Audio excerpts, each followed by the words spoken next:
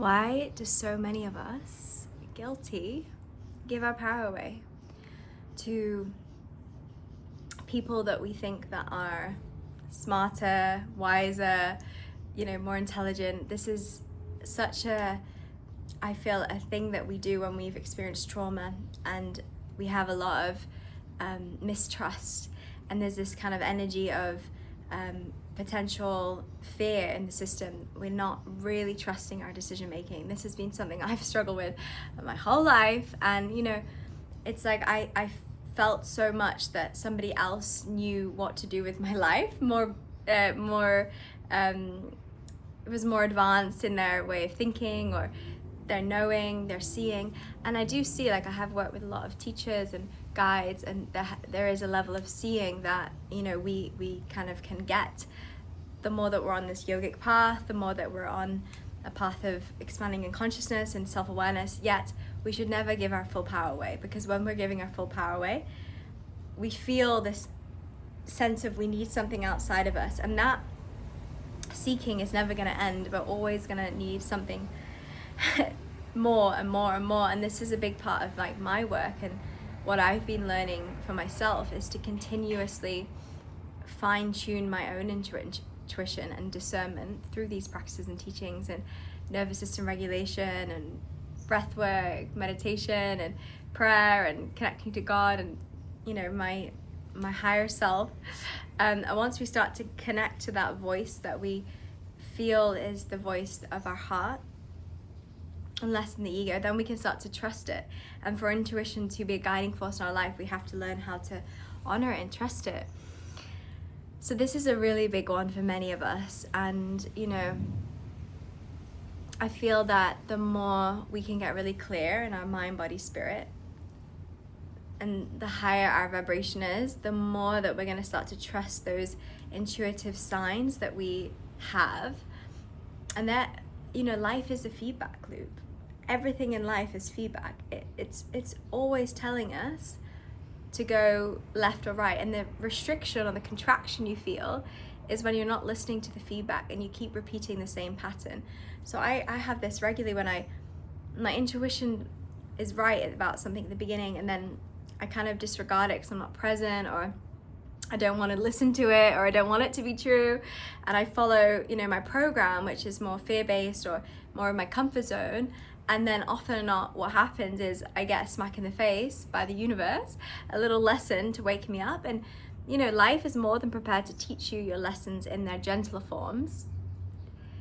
And if you're not prepared to listen, life is more than prepared to teach you in forever ending hardship. So what I mean by that. First we'll get a little tickle, maybe it's a digestive issue, or a fine, or something happened in a relationship, a conflict, and then the issue persists, or we don't see it, or we don't get the feedback that we want, or we're not listening to the person, or we're not changing our habits or behaviors, and then all of a sudden we have autoimmune disorder or cancer, or we have a lot of debt, or something else, we haven't been fully focusing on our dharma, on our mission, and we putting all of our energy into relationships, and then all of a sudden we're wondering why we have no cash flow, or the business is not flowing, because we've been putting all our energy and focus into something else. And life is just a mirror of where our attention goes, energy flows, right? So where is your attention going right now, and where's your energy flowing? And are you listening to the beautiful signs that life is giving you? Because these signs are the ones that often they keep repeating. I call this the karmic loop. They keep repeating. And I've had so many where I'm just boom, boom, boom. And it's so funny because even with with my friends or my family members or even clients that I work with, it's so much easier to spot other people's patterns than it is to your own. And when you have your own patterns of behavior, when you're in the pattern, you don't even realize you're in the pattern. The pattern is subconscious. The pattern is a program. The program is all you ever know. It's what you run off. So to break the program, we have to become more aware, more self-conscious, and have people reflect back to us in our environment that know us so well, that know our program better than we know. I have a few of those people. And my man program is terrible. I'll tell you about that in another video. But, you know, I have been attracting way better men. That's not the chase. That's not the issue. But, you know, still when I'm in those containers with men, you know, this program can come up of my needy little girl, like chasing and wanting that validation, instead of, when they go a little bit avoidant, pulling back the energy and actually just coming back to myself and really like tuning into my own energy, my own purpose, and not putting so much focus on them. That's always been my kind of guilty one.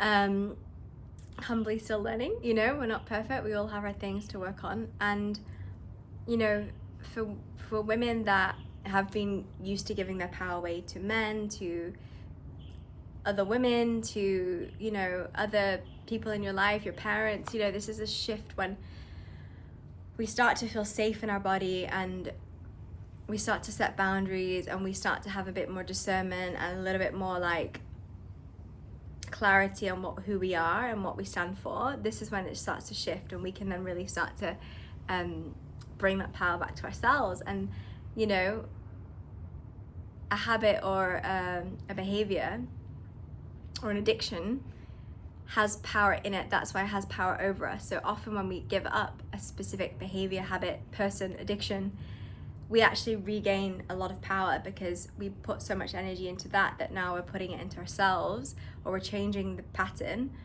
But first you have to be aware of the pattern, and this is the shadow, this is the blind spot stuff. This is what I help my clients with, is seeing the pattern. And this is what we're going to be doing in my Head to Heart program with one of my awesome, amazing friends, Katie, who's incredible at this. So really, yeah, to bring your power back, you have to be aware of your patterns. So aware, because they're gonna keep biting you in the ears otherwise. So if you've been bitten in the ass many times by your patterns and you're ready to shift them, then keep listening to this YouTube channel. And if you want deeper support, then always reach out, and I'm here to be of service and guide you in any way.